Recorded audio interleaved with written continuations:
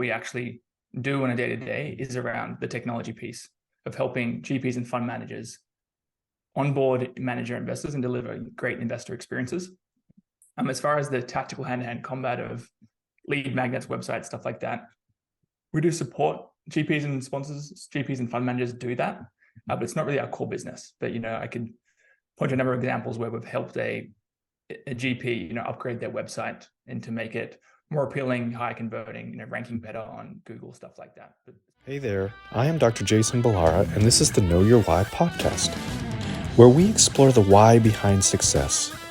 Every week, I meet with real estate investors, veterinary entrepreneurs, mindset coaches, authors, and fitness professionals to uncover their why and how it drives them on the winding road to success. What is your why?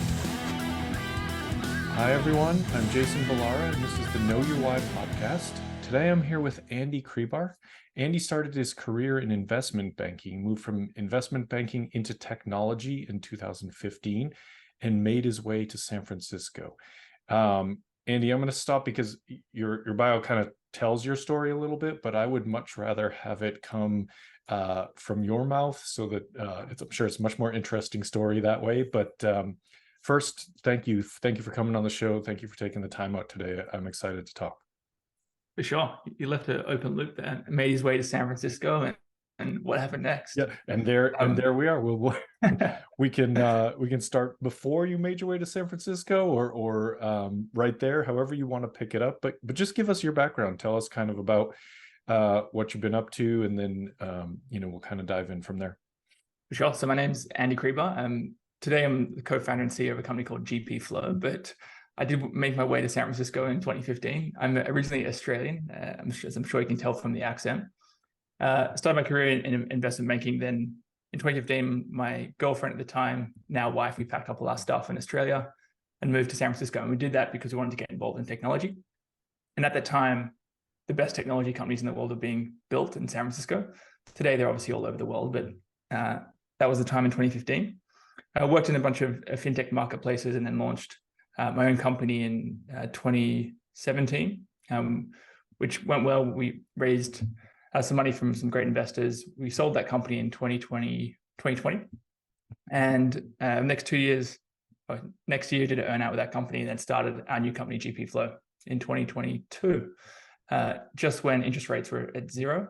And over the last 18 months, they've gone from 0 to 5. So it's been a great time to launch a company in real estate. But my personal journey with real estate started in 2012 when we actually bought our first apartment, which is a corner spot in a multifamily building in Bondi in Sydney, Australia. We saved up, my wife and I, girlfriend at the time, saved up 100 grand, put down a 100 grand deposit, bought the place for $500,000, changed the bigger kitchen to the second bedroom, added some value, and really just got my teeth dirty with that. And all along the way, my dad is an architect. He taught me a bunch about real estate and how he can add value, and that really piqued my interest. So over that course of that journey from San Francisco to the US and getting started with GP Flow, I've been investing in real estate on the side, and GP Flow is really just bringing about those two things together: my background technology and my love of real estate. Yeah, and the start in real estate is kind of, I guess, how a lot of us end up, hey, we're going to buy something, figure out, fix it up, do something on a smaller scale. And then, you very pretty quickly realize the power there and kind of move up. And especially if your dad was an architect, you have even more influence in that space.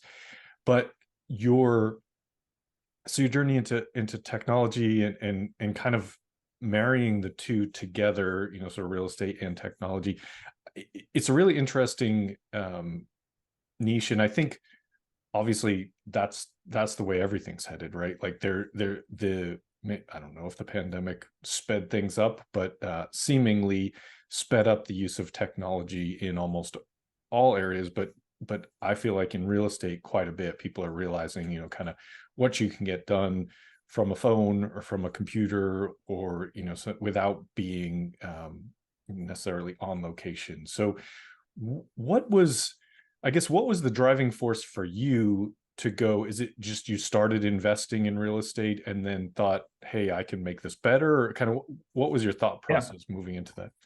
Well, coming back to my dad, and he's a self-deprecating architect. So he's always making jokes about, architects don't have work and they're driving taxis to make ends meet and stuff like that. But he taught me many lessons about real estate, but two lessons really stood out. And I share this often with the investors we work with.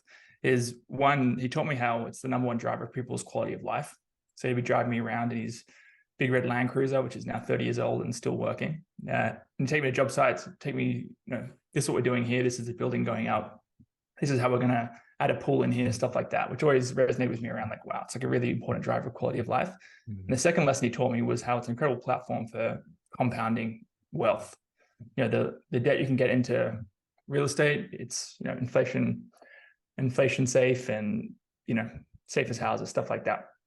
So those two things really stuck with me, and I'm still a bigger believer in those things.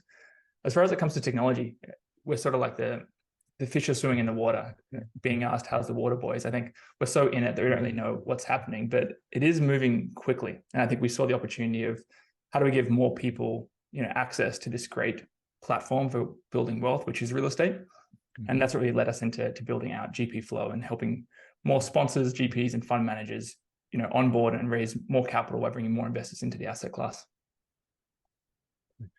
So that's the tagline, if you will. That's what GP Flow does.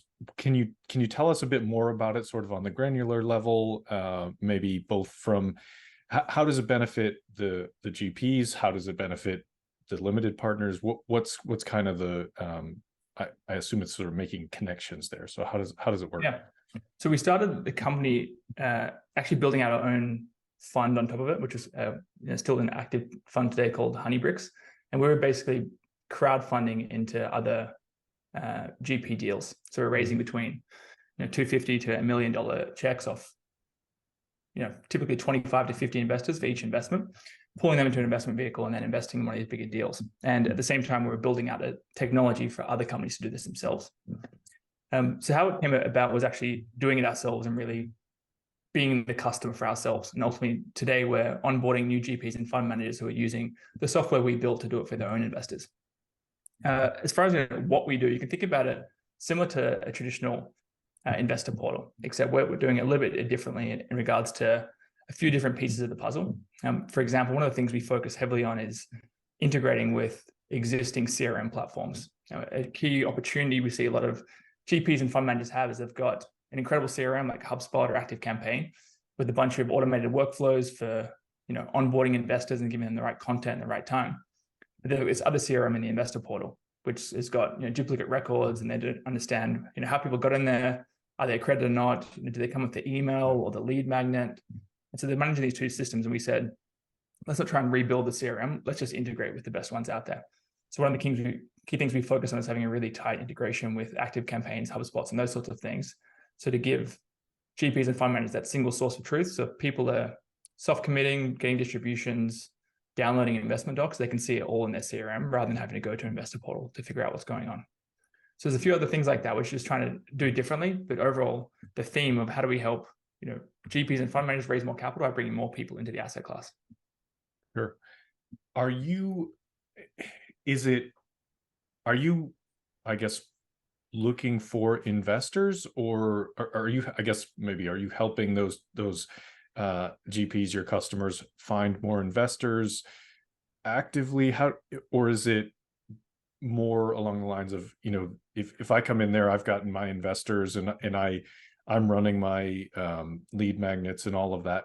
What is I guess, does GP Flow help in that investor attraction, I suppose? Yeah, so the core software, what we actually do on a day-to-day is around the technology piece of helping GPs and fund managers onboard manager investors and deliver great investor experiences.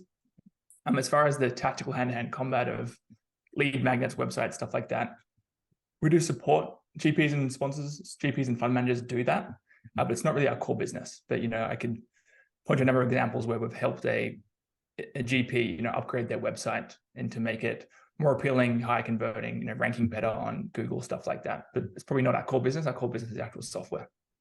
Sure. Yeah, I love the idea of the integration. I feel like that has been that to me, I find is one of the biggest struggles with the technology out there. Maybe not even just in real estate, kind of I find these issues with even calendar type portals. You know, it's just like every calendar is its own calendar, and sometimes they go together, and it's finding the way to manage and integrate all of that, I think is hugely important. And having kind of a one-stop integration for your investor portal is hugely important. You want the investor experience to be as seamless and easy as possible. I think you probably, you know, one of the ways to attract investors is probably just ease of use, certainly performance and transparency and all of that, but I think ease of use is a huge thing. Yeah, we've got a firm belief that for the GPs and fund managers that want to get out of, you know, investors and referrals, and, you know, attack the bigger 14 million accredited households and the millions more incoming accredited investors, it needs to be more than returns. You know, whether it's a 15 or a 16 IRR, that's not going to move the needle. But what will move the needle is having better investor experiences. And the analogy we like to use is having, you know, a restaurant that's got incredible food, but the service sucks. You know, they mess up your order, they're late with the menu, all those sorts of things. And even though the food, which is like the returns, might be good, you won't go back there. And if there's another place that has incredible service, but the food isn't as good, it's a 14% IRR, you're still going to keep going back there because you've got great expectations about, you'll be kept up to date. You'll be told when things are going wrong. You'll be, you know, have great distribution services, you know, all that sort of stuff. And we think that's what GPs and fund managers need to focus on, which is how do we deliver an incredible investor experience so we can welcome more people into private real estate. Yeah, 100% agree. I think it's one thing to send out, you know, a quarterly email or even a monthly email. You know, it just needs to be easy. It needs to be easy for people to find their information, to essentially, you know, make sure that their distributions are going to come, you know, ACH, all of that. So what, you know, you said you integrate with Active Campaign, which is great. What are some of the other things that you would say is your strength in terms of, you know, the software and the technology that GP Flow does well? Yeah, I might keep going with that distributions example you mentioned. I think one thing we see a lot of investment managers that are going after, you know, accredited investors, the retail audience, there's been a huge push from going from like quarterly to monthly distributions. And that may strike fear in the hearts of some GPs and fund managers, like, how am I hell going to do this every month? But there's technologies out there that really help you button up and do that effectively. And we've found, especially in building our fund of funds on GP Flow, if you can get to monthly distributions and have that sort of predictability in your business and the assets you're doing, it goes a long way in building trust and confidence in actual investors. You know, sending cash out every single month to investors, it's a great way to build trust and conviction for them to keep investing in you. And that's probably just one of the examples. So we have, you know, ACH distributions built within the platform. I think we've got it down to 6 clicks around how you can distribute ACH to all your investors in a specific deal and stuff like that. Just trying to make it super simple and easy for GPs and fund managers to onboard and manage more investors. So distributions is a great example of something we try and streamline and make incredibly easy, so GPs and fund managers can go from a quarterly to a monthly cycle without many headaches. Yeah, great. What about on the subscription document side, you know, kind of getting them onboarded, getting things signed, you know, when someone wants to make an investment, how is the ease on that side of things? How does it work for you? Yeah, so it's nothing too fancy there. We have embedded e-signatures we held assigned behind the scenes, which is now owned by Dropbox. But very similar to what you've seen before. You know, people upload a document and say, these are the fields people need to sign. Then you need to sort of orchestrate the sequence going between, you know, investor to manager to completion to putting it in their folder, all that sort of stuff. But one thing that comes to mind is, you know, going on the theme of integrations, you know, having a Dropbox integrations, which is subscription docs get signed, they get automatically posted to this Dropbox folder. It just saves some admin and time of, you know, GPs and fund managers we know that are manually downloading that stuff into Dropbox to provide a backup. Yeah, great. What about funding? Are they able to fund through the portal, or is that I've seen that kind of go both ways, where it's, we can go right through the portal, or sometimes people have to, sort of go out, you get funding instructions after you've signed everything? How does it work with GP Flow? So it's all done within the portal, and there's three ways: wire, ACH, or digital currencies. Sponsors or fund managers or GPs can just connect their bank account, basically connect a distributions account and a contributions account for each of their offerings. Investors connect their bank account via Plaid, which we integrate with, and they basically just connect their account and go back and forth, easily. That's the way we do it. The wire process obviously does take some manual intervention. You need to drag and drop so that you've received a wire, but we try and automate as much as we can as far as funding and also distributing out distributions. Yeah, that's amazing. I know one of the things sort of mentioned in your bio, you talked about tokenization of syndications.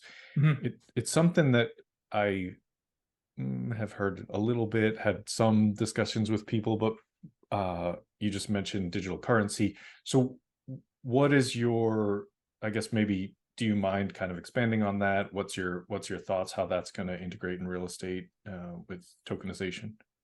Or maybe you've already got it integrated.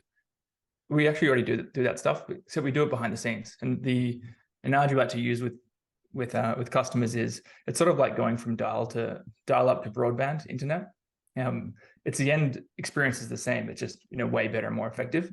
We used to actually lead with that a little bit in our messaging, but what we found is, surprise, people don't really care unless that's like an actual use case for them. One thing we did just recently is around a redemption process. We're working with a GP that had to redeem some of their shares from investors and issue them out to new investors.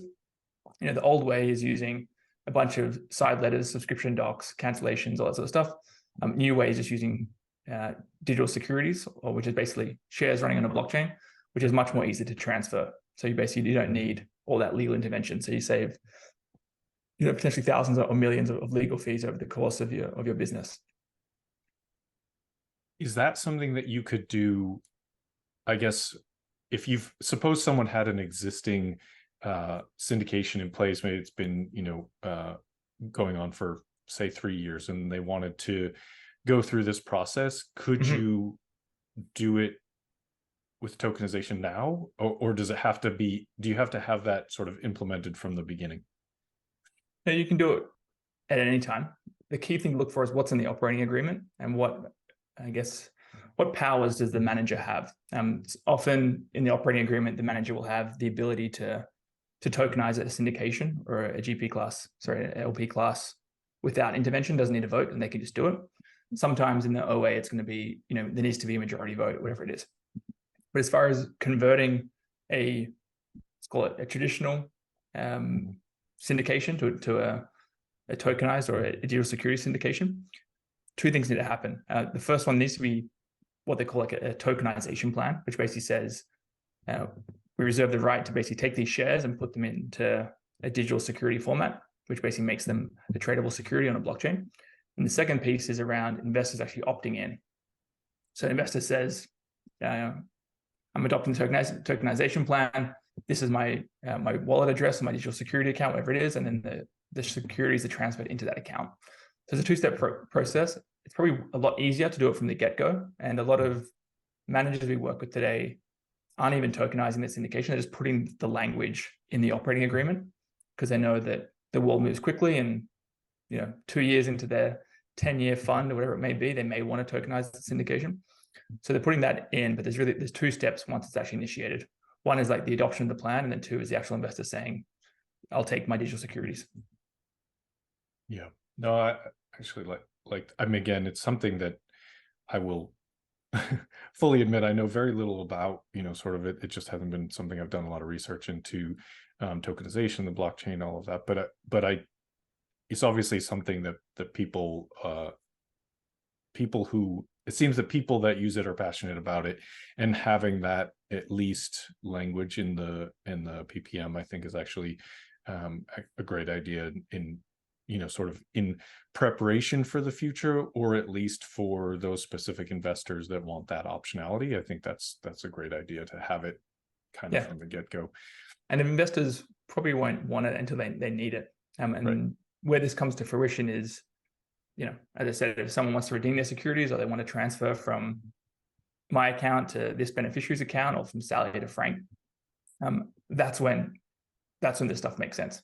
But if people are just sitting in the syndication for 5 years and not moving, doesn't really make sense. But when you have a longer term fund life, or you have a number of investors that may want options, or you want to raise more capital by offering, letting investors know that you're liquid after 12 months, that's when these things really do make sense.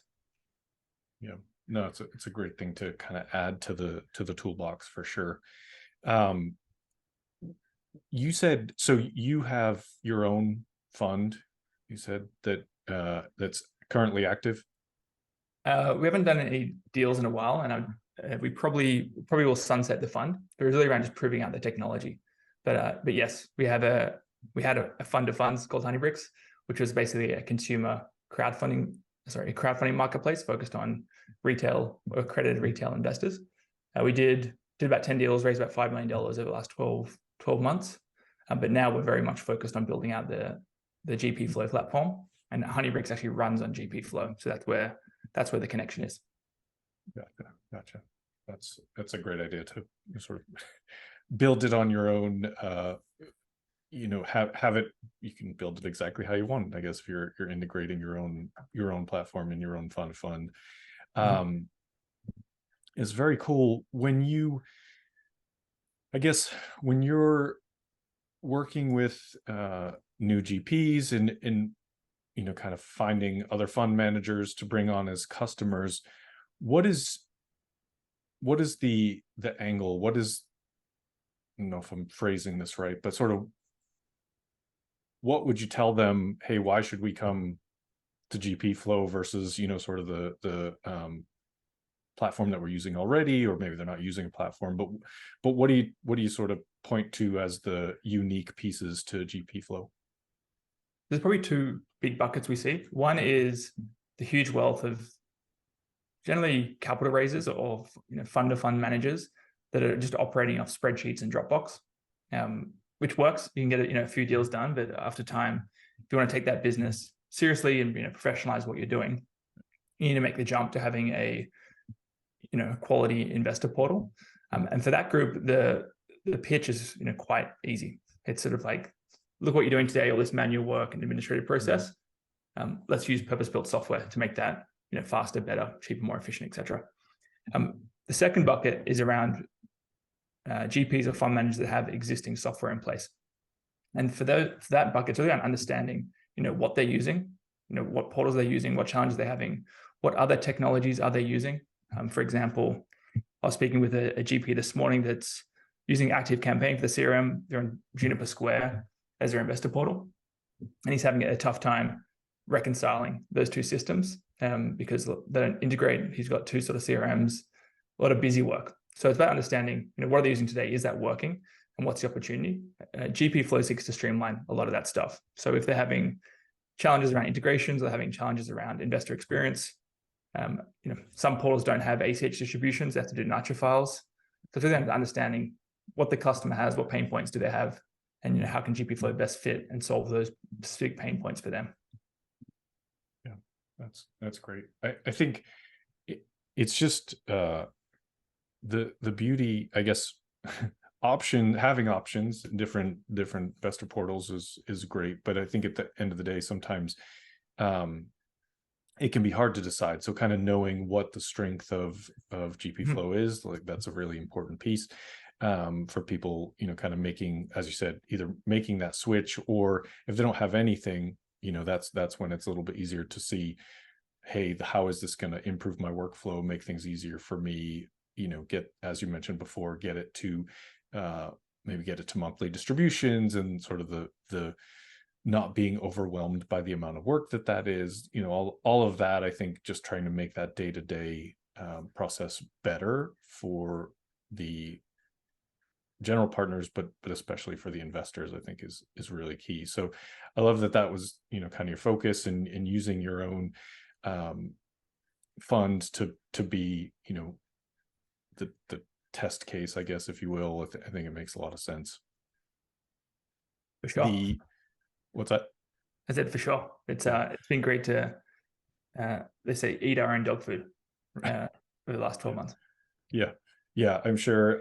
I think, I mean, that it's really a smart way to do it. I think be smart for a lot of people to develop products that way, in just getting the ability to kind of see how it works in their own products or their own, I guess, businesses before sort of marketing it out to the general public. So I think it's great.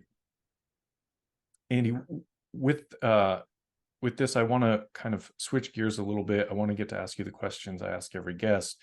And I think it's really interesting you had the tech background and kind of combining that with real estate, probably a little bit outside the box in what some of my guests talk about, but I think it's needed.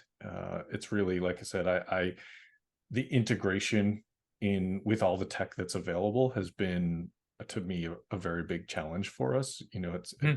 I'm lucky enough to have an assistant who will go through and figure out the steps and get things in place for me. But it's definitely something that I think is there's more of that needed.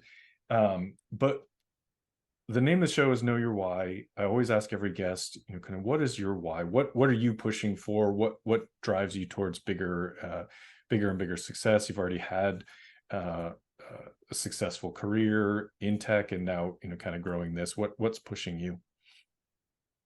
Yeah, my why really obviously starts with my family, which I'm sure is a giveaway answer a lot of people lead with.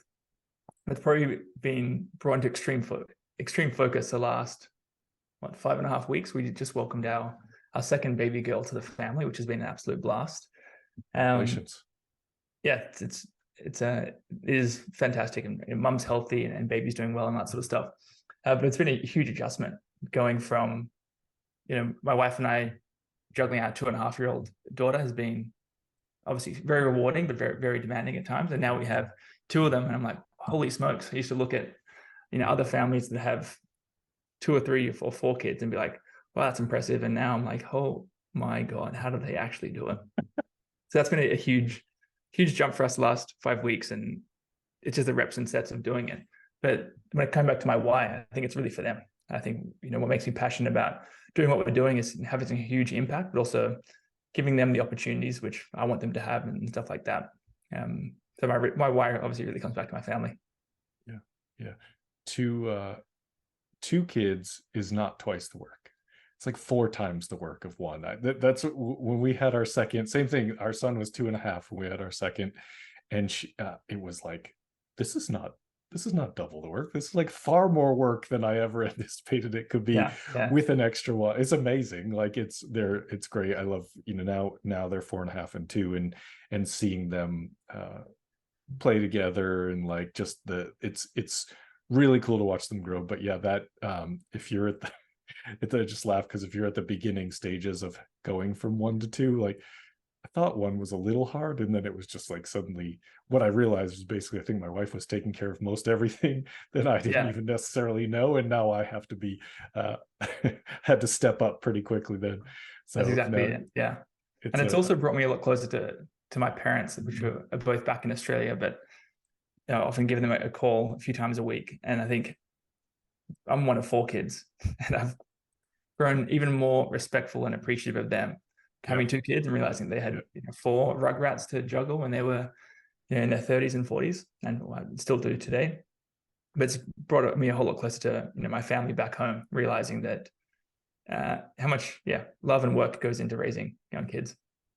No, I see people, like you said, like with 3, 4, 5 kids, and I'm just like, what happens? Like it must at some point they start taking care of each other. Like how do you handle all of that? So yeah, it's true. It's a big testament to the generations before us too. My grandparents had 7 kids. I'm like, I can't even fathom that at this point. It's like, I do know that at least like once you have 7, they're far enough apart that they truly can start to help take care of each other. But yeah, it's a crazy thing to see, the size of families, and to imagine, what people do that. So it is remarkable.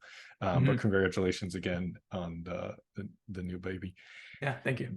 Tell us something about yourself that isn't common knowledge, special skill, a hobby, just something to let the listeners know you better, and kind of maybe outside of work.